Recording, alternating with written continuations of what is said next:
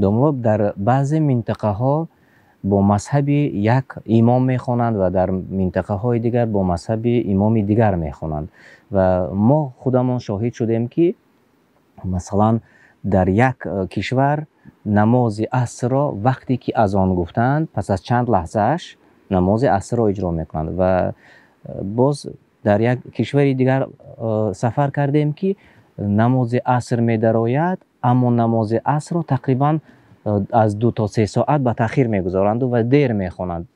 اینش چگونه است؟ بله، این مذهب امام ابو حنیفه رحمت الله علیه است که ظل کل شیء مثلیه میگن.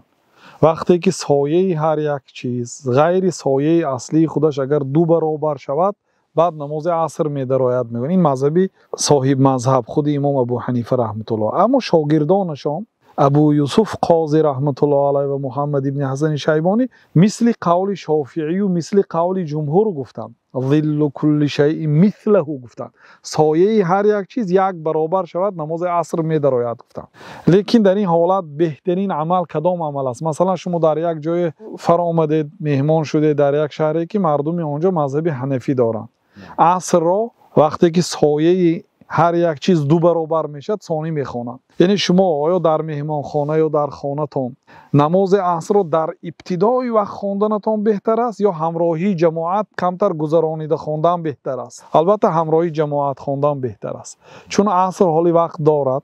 لیکن شما رفتید مثلا در دیاری مثلا مکه و مدینه در یک جایی که و مثلا خود ایران گیرید، جهتی زاهدان در مذهب حنفی است، جهتی بندر عباس در مذهب شافعی است. یک کشور است مردمش یا خود مردم ترکیه هم یک قسمتش به مذهب شافعی هست، اکثریتش در مذهب حنفی است. مثلا به یک جایی رفتید که مردم آنها عصر در ابتدای وقت میخوانند، برایت همراهی مردم در جماعت خوانید، این بهتر است. بله.